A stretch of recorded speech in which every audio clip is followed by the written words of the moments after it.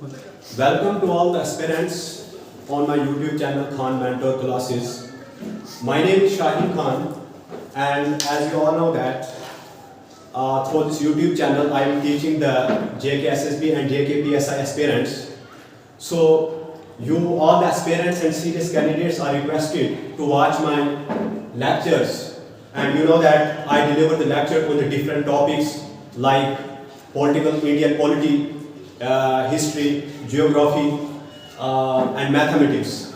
So, dear aspirants, today my topic is from the Indian polity, and the name of the topic is Prime Minister of India, which is a part of the central government. So, आज का जो हमारा topic है वो prime minister of India का है, यानी जो हमारे पास इंडियन पॉलिटी का जो सेंट्रल गवर्नमेंट है, सेंट्रल गवर्नमेंट में इससे पहले हमने प्रेसिडेंट के बारे में पढ़ा, उसके बाद हमने वाइस प्रेसिडेंट के बारे में पढ़ा, और आज का जो मेरा टॉपिक है प्राइम मिनिस्टर ऑफ इंडिया।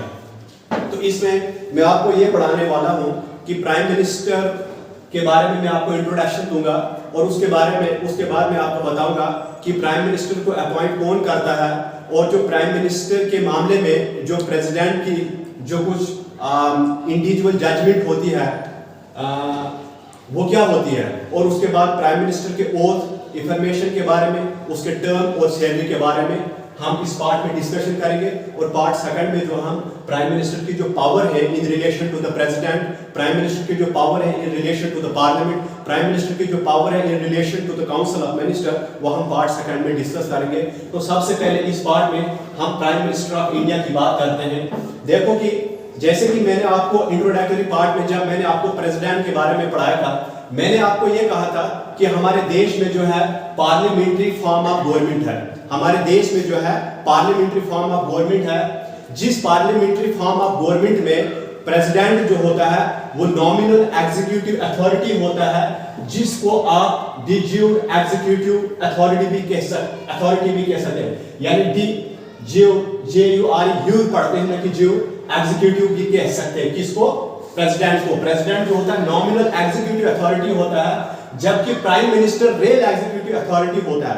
कहने का मतलब है जो मेन पावर होती है वो प्राइम मिनिस्टर के हाथ में होती है, यानी जितने लेजिस्लेशन के रिलेटेड जितने भी जो प्रपोजल्स होंगे या जितने भी जो डेवलपमेंट के काम होंगे एडमिनिस्ट्रेशन के रिलेटेड, जितने भी जो स्कीम्स बनाई जाएंगी या कोई भी बिल जो है पास की जाएगी, उसका वो जो है वो prime council of minister headed by the prime minister होगी।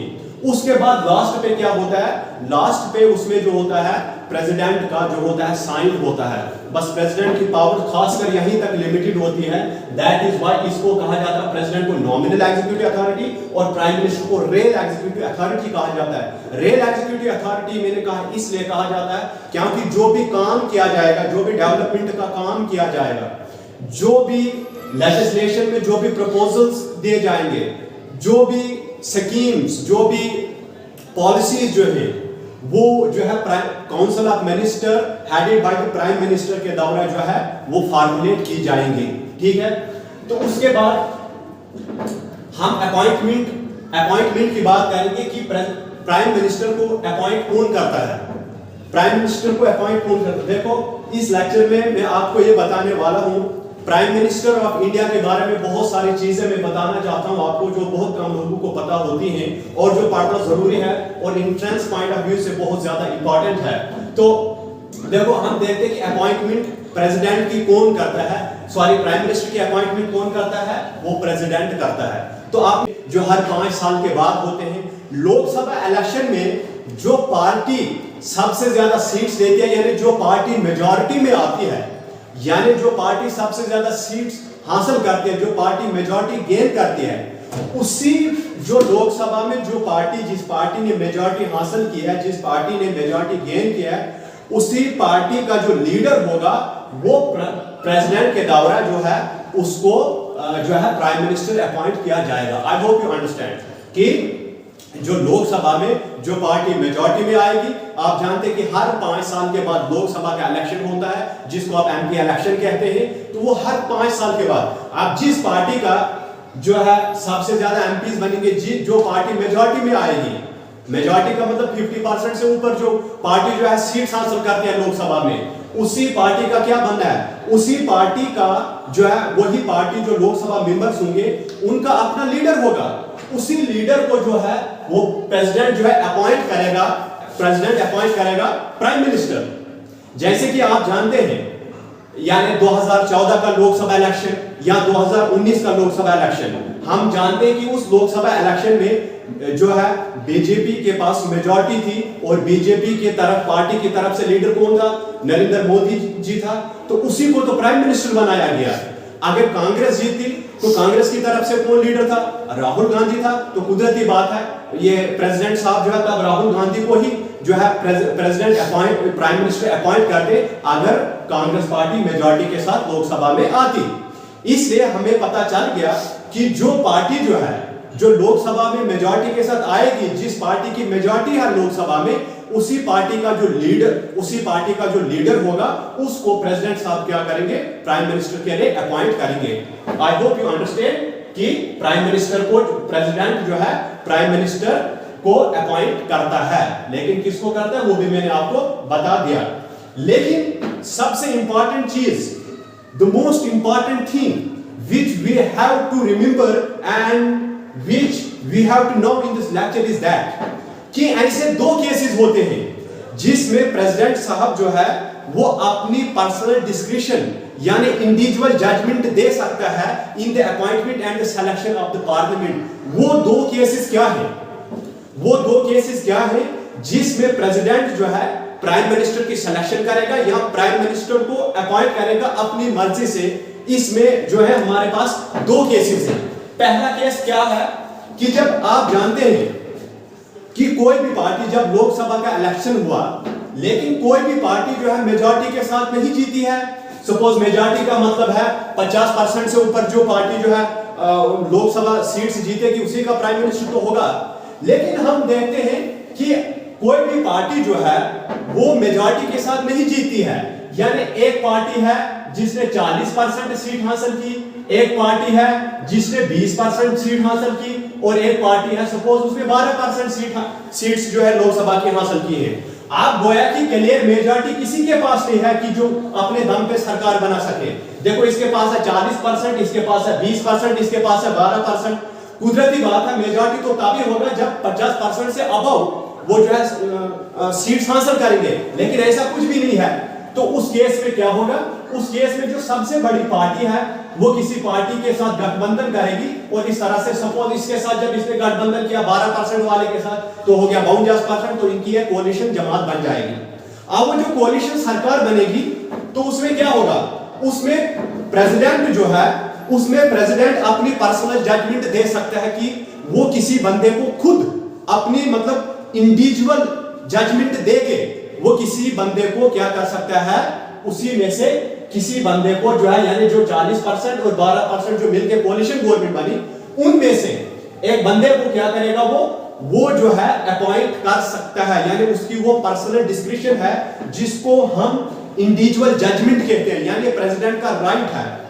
अगरचे कॉन्स्टिट्यूशन में इसके बारे में जिक्र नहीं है, लेकिन ये सिचुएशनल डिस्क्रिप्शन भी ऐसी सिचुएशन बनती है, इसलिए प्रेसिडेंट साहब को ऐसा करना पड़ता है कि वो किसी भी बंदे को जो है यानी जो ये कोalition गवर्नमेंट बनी उस कोalition गवर्नमेंट में एक बंदे को प्रेसिडेंट साहब क्या कर सकता है, वो प्राइम मिनिस्टर के लिए अपॉइंट कर सकता है। लेकिन हमने अब देखना है क्या हिंदुस्तान की तारीख में ऐसा हुआ है कि प्रेसिडेंट ने अपनी पर्सनल जजमेंट से यानी पर्सनल डिस्क्रिप्शन का इस्तेमाल करके किसी बंदे को प्राइम मिनिस्टर के लिए अपॉइंट किया है, क्या ऐसा हुआ है आज तक? बिल्कुल हुआ है। 1979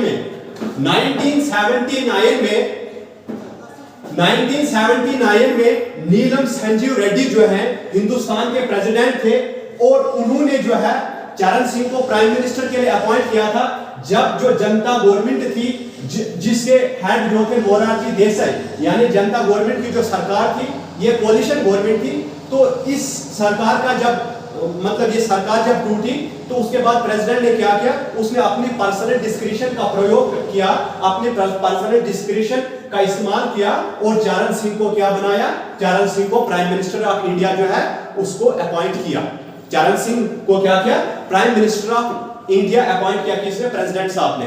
तो आपको पता चल गया कि सबसे पहले अगर आपको एग्जाम में ये इस तरह से पूछता है कि आप बताओ सबसे पहले प्रेसिडेंट ऑफ इंडिया ने पर्सनल डिस्क्रिशन का इस्तेमाल किया, वो कब किया, पर्सनल डिस्क्रिशन यानी in the selection and appointment of the prime minister, वो 1979 में प्रेसिडेंट साहब ने पर्सनल डिस्क्रिशन का इस्तेमाल किया। अगर आपको आ जाएगा कब किया तो आपने लिखना है 1979 में किया।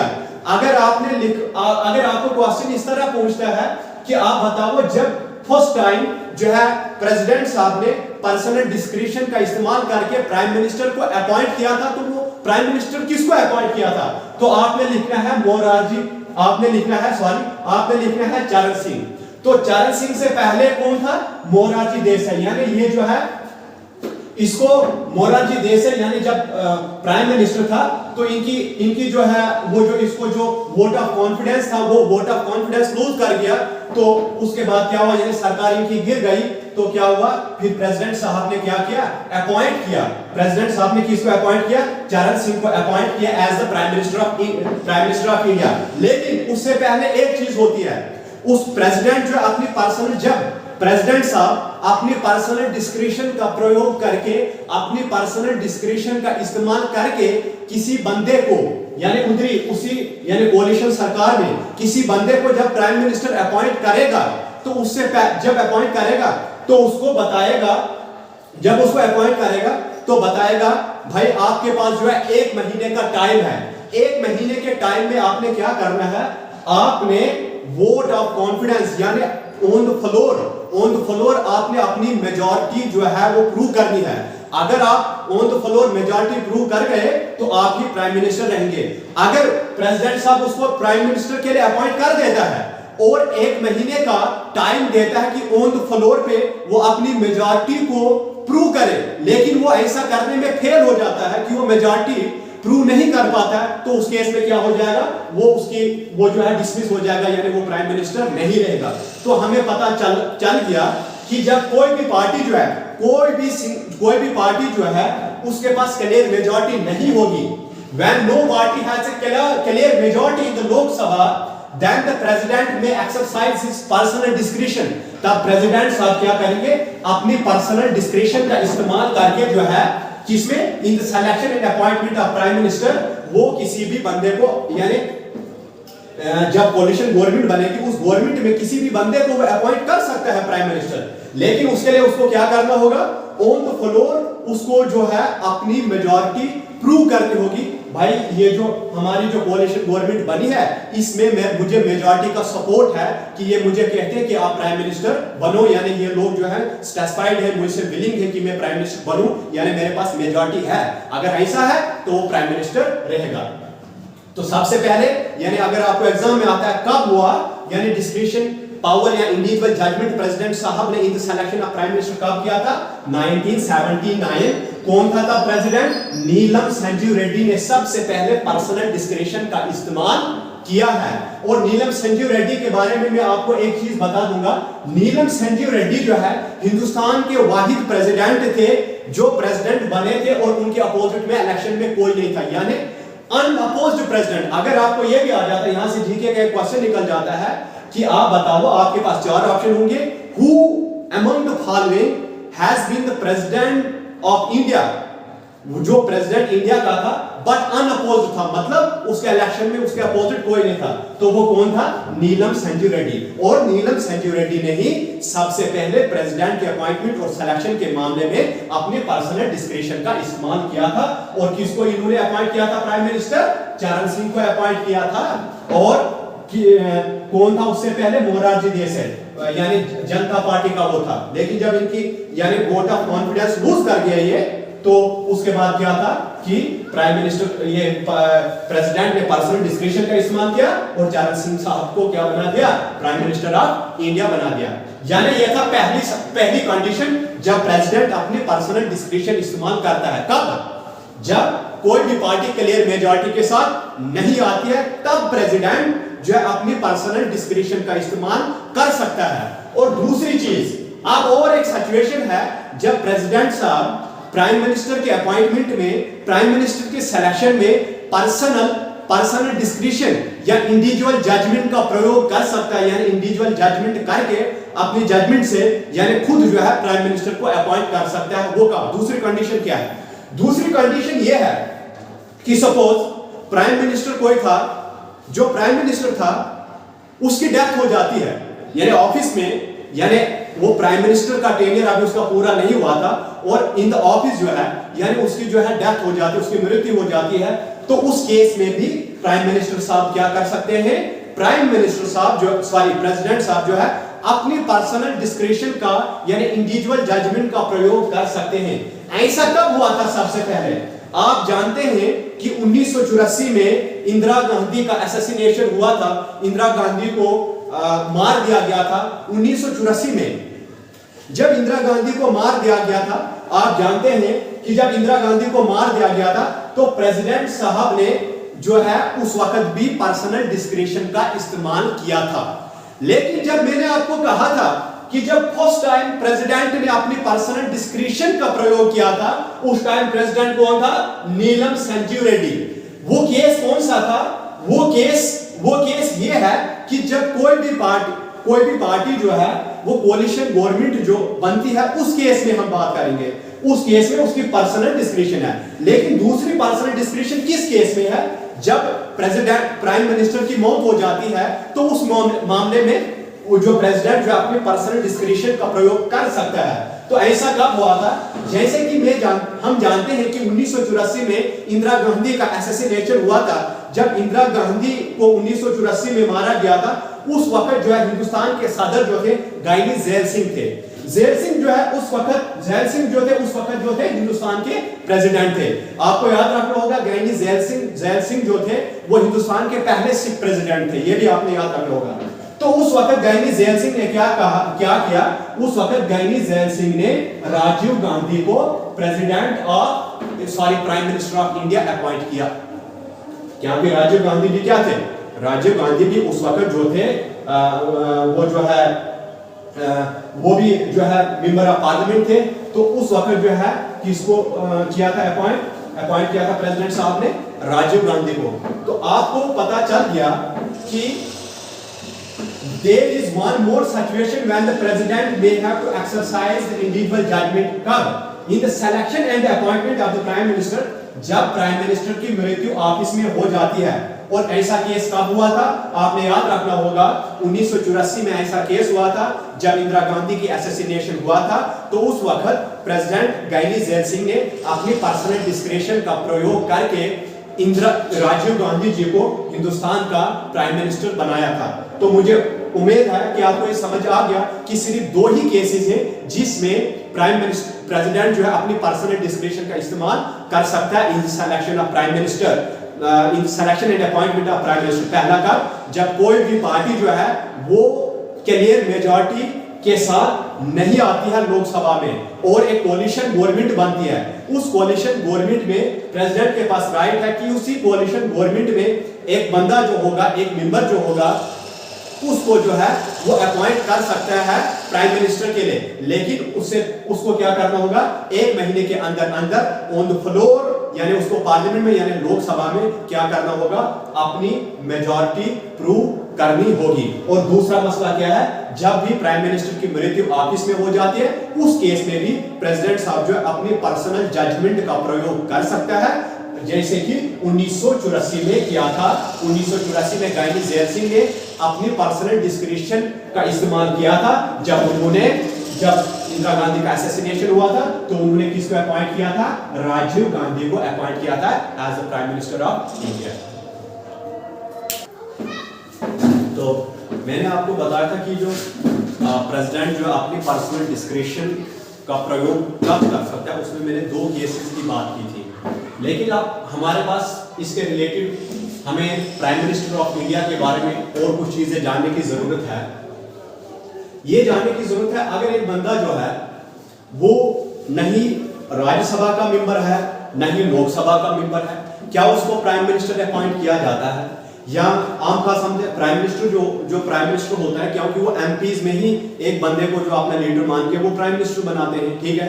लेकिन यानी लोकसभा का मेंबर है ना, लेकिन क्या अगर वो राज्यसभा का मेंबर है क्या उसको प्राइम मिनिस्टर अपॉइंट किया जा सकता है? इन चीजों के बारे में हमारे लिए जानना जरूरी है। यानी क्या होता था पहले कि अगर कहा जाता था जैसे कि अगर कोalition गवर्नमेंट बनेगी, अगर कोalition गवर्नमेंट है तो उस कोalition गवर्नमेंट में अगर एक बंदे को जो है प्रेसिडेंट अपनी पर्सनल डिस्क्रिप्शन का प्रयोग करके अपॉइंट करता है, लेकिन उसको पहले क्या करना होगा? पहले करना होगा अपनी जो है मेजॉरिटी को प्रूव करना होगा ऑन द फ्लोर, मेजॉरिटी को प्रूव करना होगा। या अगर इनकेस डेथ हो जाती है प्राइम मिनिस्टर की तो दूसरा प्राइम मिनिस्टर को जब प्रेसिडेंट अपॉइंट करेगा किसी बंदे को प्राइम मिनिस्टर अपॉइंट करता है, तो जब उसको प्राइम मिनिस्टर अपॉइंट करता है तो उसको क्या कहा जाएगा कि आप मेजॉरिटी आपने प्रूव करो ऑन द फ्लोर। लेकिन 1980 में जो दिल्ली हाई कोर्ट था, दिल्ली हाई कोर्ट ने 1980 में एक डिसीजन दिया। दिल्ली हाई कोर्ट ने 1980 में कहा कि कॉन्स्टिट्यूशन में ऐसा नहीं दिया हुआ है कि आप किसी बंदे को पहले ये कहें कि आप जो है अपनी मेजॉरिटी सपोर्ट जो है प्रूव कीजिए और उसके बाद आप उसको प्राइम मिनिस्टर के लिए अपॉइंट करो। इसलिए दिल्ली हाई कोर्ट ने कहा प्रेसिडेंट के लिए कि आप ऐसा भी कर सकते हैं, यानी प्रेसिडेंट साहब जो ऐसा भी कर सकते हैं कि पहले अगर आप किसी बंदे को, हम दो केसेस की बात करें, एक डेथ हो जाती है या दूसरा जो है क्लियर मेजॉरिटी नहीं है, अदरवाइज अगर कोई जो क्लियर मेजॉरिटी के साथ आती है तो उसमें से उसके लीडर को जो है प्राइम मिनिस्टर बना दिया, अपॉइंट किया जाता है, तो उसको मेजॉरिटी प्रूव करने की अब तो जरूरत नहीं है। लेकिन अगर वो कोalition सरकार बनाते हैं तो उसमें से किसी को अपॉइंट किया जाता है प्राइम मिनिस्टर के लिए, या अगर डेथ हो जाती है तो उसके बाद प्रेसिडेंट किसी को अपॉइंट करेगा प्राइम मिनिस्टर के लिए। तो उस केस की हम बात करें, उस केस में जो मेजॉरिटी प्रूव करनी होगी उसकी हम बात करते हैं। तो उसके लिए यह कहा गया कि आप ऐसा भी कर सकते हैं, पहले किसी बंदे को आप उनमें से कोई मेंबर है आप उसको प्राइम मिनिस्टर के लिए अपॉइंट कर सकते हैं। क्या कर सकते हैं? प्राइम मिनिस्टर के लिए अपॉइंट कर सकते हैं और उसके बाद आप उसको एक शेड्यूल्ड पीरियड दीजिए, आप उसके बाद उस बंदे को एक टाइम दीजिए, उस टाइम के अंदर जो है उसको ऑन द फ्लोर जो है वो अपनी मेजॉरिटी को प्रूव करना होगा। यानी किसने कहा? ये 1980 में कहा दिल्ली हाई कोर्ट ने। This is the most important point which you have to remember. In 1980, the Delhi High Court held that the Constitution doesn't require that a person must prove his majority in the Lok Sabha before he is appointed as the president. The president may first appoint him the prime minister and then ask him to prove his majority in the Lok Sabha within a reasonable period. कहने का मतलब ये है कि prime minister president साहब क्या कर सकते हैं? पहले बंदे को जब अपॉइंट करते हैं प्राइम मिनिस्टर के लिए तो पहले अपॉइंट कर दीजिए उसको और उसको कीजिए, उसको ये कहे कि शेड्यूल टाइम के अंदर, यानी 1 महीने का टाइम दिया जाता है, इस टाइम के अंदर आप ऑन द फ्लोर अपनी मेजॉरिटी प्रूव कीजिए। तो ऐसा होगा। यानी कब कहा गया? 1980 में हाई कोर्ट ऑफ दिल्ली ने कहा। और अब दूसरी चीज है हमारे पास 1997 में सुप्रीम कोर्ट ऑफ इंडिया ने कहा, सुप्रीम कोर्ट ऑफ इंडिया ने कहा कि अगर कोई बंदा है जो नहीं लोकसभा का मेंबर है नहीं राज्यसभा का मेंबर है, आप उसको प्राइम मिनिस्टर के लिए अपॉइंट कर सकते हैं। आप उसको क्या कर सकते हैं? प्राइम मिनिस्टर के लिए अपॉइंट कर सकते हैं। Means in 1997 the Supreme Court held that a person who is not a member of either house of the parliament can be appointed as the prime minister। उसको आप यानी प्रेसिडेंट साहब क्या कर सकते हैं? प्राइम मिनिस्टर अपॉइंट कर सकते हैं। किस बंदे को? अगर प्राइम मिनिस्टर बनाने की जरूरत है तो एक बंदा क्या जो नहीं लोकसभा का मेंबर है और नहीं राज्यसभा का मेंबर है, क्या आप उस बंदे को प्राइम मिनिस्टर अपॉइंट कर सकते हैं? बिल्कुल कर सकते हैं, लेकिन उसको प्राइम मिनिस्टर अपॉइंट करने के बाद 6 महीने के अंदर अंदर अपनी मेंबरशिप लेनी होगी। नहीं तो उसको लोकसभा का मेंबर बनना होगा, कोई सीट वहां पे वैकेंट होगी, या उसको राज्यसभा का मेंबर बनना होगा जहां पे कोई सीट वैकेंट होगी, वहां से सपोज उसको एक किस्म का क्या होगा इलेक्शन जीतना होगा, यानी मेंबर बनना होगा, यानी उसको सीट जो है एक्वायर करनी होगी, मेंबरशिप लेनी होगी। अगर वो 6 महीने के अंदर अंदर नहीं लोकसभा की सीट हासिल कर सकता है, नहीं राज्यसभा की सीट, यानी ना लोकसभा का मेंबर बन सकता है और ना ही राज्यसभा का मेंबर बन सकता है, तो उसके प्राइम मिनिस्टरशिप की जो सीट है उसको सीज कर दिया जाएगा, यानी अब वो प्राइम मिनिस्टर नहीं रहेगा। अब कॉन्स्टिट्यूशनली हम ये कह सकते हैं कि कॉन्स्टिट्यूशनली ये है कि जो बंदा चाहे वो लोकसभा का मेंबर हो या वो राज्यसभा का मेंबर हो, वो प्राइम मिनिस्टर अपॉइंट हो सकता है, वो प्राइम मिनिस्टर। अब आम खास आप देखोगे यानी 80% 85% जो प्राइम मिनिस्टर होगा वो हमेशा लोकसभा का मेंबर ही होता है, क्योंकि एमपीज में से ही एक बंदे को वही अपना लीडर मान के उसी को प्राइम मिनिस्टर बना देते हैं। ठीक है, फॉर एग्जांपल जितने भी एमपीज थे उन एमपीज में नरेंद्र मोदी भी एक एमपी था और उन्हीं एमपीज ने मिला के मेजॉरिटी में जो थे उन्होंने पीएम बना दिया उसको। तो लेकिन क्या अगर वो यानी एमपी था, गोया कि मतलब वो लोकसभा का मेंबर था, क्या अगर राज्यसभा का मेंबर होगा क्या उसको अपॉइंट किया जा सकता है? क्या उसको अपॉइंट किया जा सकता है प्राइम मिनिस्टर के लिए? बिल्कुल किया जा सकता है। फॉर एग्जांपल है आपके पास इंदिरा गांधी जब प्राइम मिनिस्टर बनी थी, जब इंदिरा गांधी को प्राइम मिनिस्टर के लिए अपॉइंट किया गया था, उस वक्त इंदिरा गांधी जो थी वो राज्यसभा की मेंबर थी। आई.के. गुजराल राज्यसभा का मेंबर था, देवगौड़ा राज्यसभा का मेंबर था। मनमोहन सिंह को जब 2004 में प्राइम मिनिस्टर ऑफ इंडिया बनाया गया था, अपॉइंट किया गया था, उस वक्त वो राज्यसभा का मेंबर था। तो हम कह सकते हैं प्राइम मिनिस्टर जिसको अपॉइंट किया जाता है उसके लिए जरूरी है कि वो either house of the parliament का मेंबर होना चाहिए, अगर नहीं है तो 6 महीने के अंदर अंदर उसको मेंबरशिप लेनी होगी। अगर वो है तो ठीक है, चाहे वो लोकसभा का हो या राज्यसभा। अगर आपको पेपर में दिया जाता है आप बताओ वो कौन सा पहला प्राइम मिनिस्टर था जो राज्यसभा का मेंबर था, तो इंदिरा गांधी, दूसरा आई.के. गुजराल, तीसरा देवगौड़ा, चौथा मनमोहन सिंह। ये 4 बंदे हैं अभी तक। यह आपको बताएगा टोटल हमारे पास अभी तक कितने प्राइम मिनिस्टर रहे हैं जिनको अपॉइंट किया गया था जिस टाइम वो उस टाइम राज्यसभा के मेंबर थे। तो आपने लिखने हैं 4, जो चारों के नाम पता होने चाहिए। पहला का आ गया आपके पास इंदिरा गांधी, दूसरा आई.के. गुजराल, तीसरा देवगौड़ा, चौथा मनमोहन सिंह। तो हमें यह पता चला कि भाई साहब देखो इस बात में कोई शक नहीं है कि कोई भी पार्टी जो लोकसभा मतलब लोकसभा में लोकसभा इलेक्शन लड़के यानी सबसे ज्यादा सीट्स लेती है, यानी मेजॉरिटी में आती है, मेजॉरिटी मींस 50% से ऊपर सीट हासिल करती है, तो यानी उतने एमपीज हैं उसके, वो एमपी जो है वो एमपीज जिस बंदे को भी अपना लीडर मानते हैं कि भाई हमारी तरफ से हमारी जो मेजॉरिटी यही कहती है कि हमारी पार्टी का फलानी कारकुन जो है हम उसको अपना लीडर मानते हैं, अपना लीडर हम इलेक्ट करते हैं उसको, और वही बंदा जो है हमारा प्राइम मिनिस्टर होना चाहिए, और प्रेसिडेंट जो है उसी को जो है प्राइम मिनिस्टर क्या करेगा, अपॉइंट करेगा। मैं आपको एक एग्जांपल दूंगा ममता बनर्जी की, यानी चीफ मिनिस्टर की।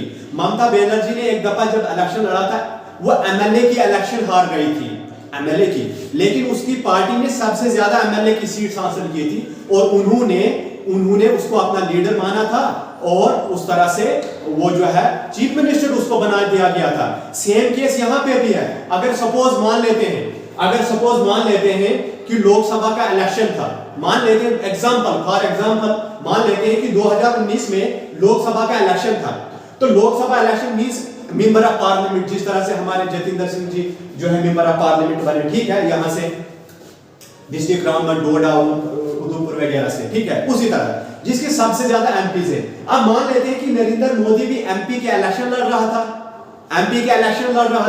और वो एमपी का इलेक्शन हार गया। अब अपनी पार्टी जो उसकी पार्टी जिसने सबसे ज्यादा एमपी की सीटें ली, वो नरेंद्र मोदी को फिर भी अपना प्राइम मिनिस्टर बना सकते हैं। क्यों? क्योंकि वो पार्टी उसको अपना लीडर मानती है, उस पार्टी ने उसको अपना लीडर जो है चुना हुआ है, तो कुदरती बात है प्रेसिडेंट साहब जो है उसी को क्या करेंगे, अपॉइंट करेंगे prime minister of India. Same case यहां पे भी है। अगर सपोज राहुल गांधी जो है उन्होंने 2 जगह से इलेक्शन लड़ा था एमपी का, यानी लोकसभा इलेक्शन, एक जगह से हार गए, दूसरी जगह से जीत गए थे, अगर सपोज वो दोनों जगह से हार जाता था, सपोज दोनों जगह से हार जाता था और दो सपोज कर लेते उसकी, लेकिन जो ओवरऑल हम बात करेंगे उसकी पार्टी कांग्रेस पार्टी जो है वो सबसे ज्यादा सीट्स लेती, मतलब मेजॉरिटी में आती, तो फिर भी राहुल गांधी को ही वो प्राइम मिनिस्टर बनाते। क्यों? क्योंकि वो कांग्रेस पार्टी का लीडर था। जो पार्टी का लीडर होता है और जो पार्टी मेजॉरिटी में आती है वो पार्टी अपने ही लीडर को प्राइम मिनिस्टर के अपना लीडर इलेक्ट करती है और प्रेसिडेंट साहब जो है उसी बंदे को प्राइम मिनिस्टर के लिए अपॉइंट करते हैं। लेकिन हमने दो केसेस पढ़े जहां पे क्या होगा, प्रेसिडेंट अपनी पर्सनल जजमेंट से जो है अपनी पावर का इस्तेमाल करके किसी भी बंदे को प्रेसिडेंट के लिए अपॉइंट कर सकता है। वो नहीं कि कोई बंदा जो है बाहर से लाएगा, बाहर से लाने की बात नहीं है।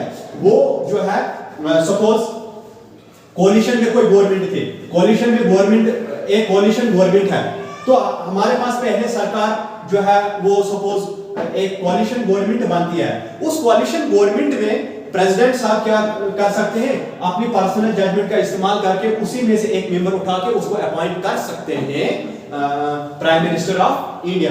तो ये मैंने आपको बताया था कि दिल्ली हाई कोर्ट का जजमेंट 1980 में क्या था, ये भी मैंने आपको क्या लिए बताया, और 1997 में क्या सुप्रीम कोर्ट ने जजमेंट दिया था। सुप्रीम कोर्ट ने ये कहा था कि भाई साहब प्राइम मिनिस्टर ऑफ इंडिया बनने के लिए आपको either house of the parliament का मेंबर होना पड़ेगा, यानी आप होने चाहे आइदर हाउस आप पार्लियामेंट के मेंबर होने चाहे लोकसभा के राज्यसभा। अगर आप नहीं हैं तो 6 महीने के अंदर आपको मेंबरशिप लेनी होगी। अगर आप प्राइम मिनिस्टर बनने के बाद भी आपको अपॉइंट कर दिया गया लेकिन आप मेंबरशिप नहीं ले पाए तो आपको सीज, आपकी पोस्ट जो है वो सीज कर दी जाएगी, यानी प्रेसिडेंट आपको डिसमिस कर देगा। अब हम पढ़ते हैं, अभी हमने पढ़ा कि जो हाई कोर्ट ऑफ दिल्ली और सुप्रीम कोर्ट ऑफ इंडिया ने जो है क्या कहा था इस मामले में। तो अब हमारे पास है ओथ, प्रेसिडेंट का ओथ और उसकी टर्म और उसकी सैलरी के बारे में। तो पावर जो है प्राइम मिनिस्टर की जो पावर है हम दूसरे पार्ट में डिस्कस करेंगे। तो सबसे पहले ओथ, देखो ओथ का मतलब होता है हलफ बरदाने लेना। ऑफिस में जाने से पहले यानी प्राइम मिनिस्टर बनने, प्राइम मिनिस्टर के यानी प्राइम मिनिस्टर जब अपॉइंट हुआ, ठीक है, प्राइम मिनिस्टर अपॉइंट होने से पहले वो यानी सॉरी प्राइम मिनिस्टर जब अपॉइंट हुआ तो अपॉइंट होने के बाद ऑफिस में जाने से पहले वो क्या लेता है, हलफ लेता है। क्या लेता है? हलफ। और उसको हलफ कौन दिलाता है, किसके अंडर वो हलफ लेता है? He takes the oath which is administered by the president, यानी प्रेसिडेंट के अंदर जो है वो हलफ लेता है। अब आपको पता है हलफ में वो क्या बताता है, वो आप बुक में भी दे सकते हैं। हलफ में यही बताता है कि वो हमेशा जो है अपने देश की एकता अखंडता पे ध्यान देंगे, यानी अपने देश के लोगों को हमेशा जो है यूनाइट करने की कोशिश करेंगे और वो जो है अपने कॉन्स्टिट्यूशन के ताए जो है वो फैथफुल रहेंगे, लॉयल रहेंगे, ये कसम खाते हैं। और ओथ में वो क्या बताते हैं, ओथ में ये बताते हैं कि वो अपने ऑफिस की जो ड्यूटीज हैं उनको जो है फैथफुली वो डिस्चार्ज करेंगे, यानी ईमानदारी से निभाएंगे और जो अपने कॉन्स्टिट्यूशन के बचाव के लिए हमेशा काम करेंगे। ओथ में यही 3-4 चीजें बताई जाती है, यानी वो ऑफिस को अच्छी तरह परफॉर्म करेंगे, वो अपने देश के संविधान को हमेशा उसकी प्रोटेक्शन करेंगे, उसको डिफेंड करेंगे और अपने देश के संविधान के अंदर जो राइट्स लोगों को दिए गए हैं वो बिल्कुल भेदभाव के बगैर लोगों तक वो राइट्स पहुंचाने की हमेशा कोशिश करेंगे। यही ओथ में ये बताते हैं और ये कहते हैं कि वो हमेशा कॉन्स्टिट्यूशन के लॉयर रहेंगे। बस ये ओथ में ये बताया जाता है। लेकिन मेन चीज आपने ये याद रखना है कि जो प्राइम मिनिस्टर ओथ लेता है वो किसके अंडर लेता है, वो प्रेसिडेंट के अंडर लेता है। बस ये चीज आपने मेन याद रखनी है। उसके बाद टर्म, देखो आप तो जानते हैं कि लोकसभा के इलेक्शन जो है हर 5 साल के बाद होते हैं और लोकसभा में जो पार्टी मेजॉरिटी के साथ आती है तो वही तो प्राइम मिनिस्टर उसी का तो बनता है। लेकिन वो प्राइम मिनिस्टर तब तक है, यानी आप देखोगे इसका टर्म जो है वो फिक्स्ड नहीं है, उसका टर्म फिक्स्ड नहीं है।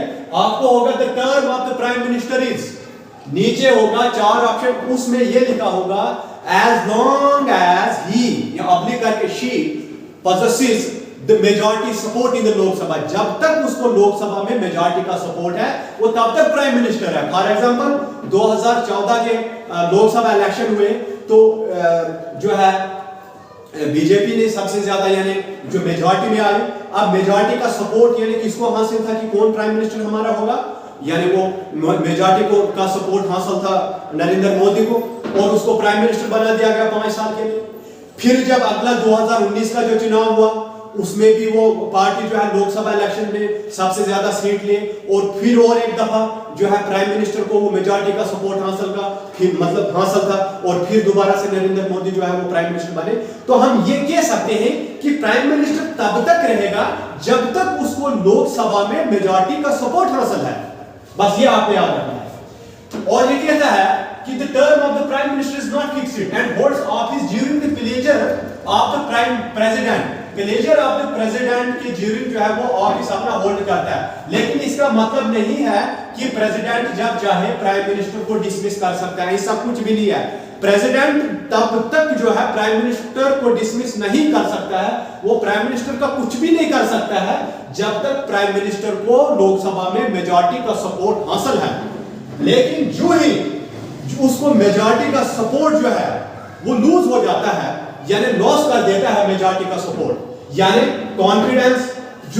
कॉन्फिडेंस आप लोकसभा अगर वो लॉस कर देता है तो क्या हो जाएगा, मेरे लॉस का मतलब कोई भी जो मेंबर जो पहले उसके साथ थे वो बोलेंगे भाई पार्लियामेंट में यानी लोकसभा में जो वोट ऑफ कॉन्फिडेंस पास होना चाहिए, वोट ऑफ कॉन्फिडेंस में वो उसके अगेंस्ट वोट देंगे।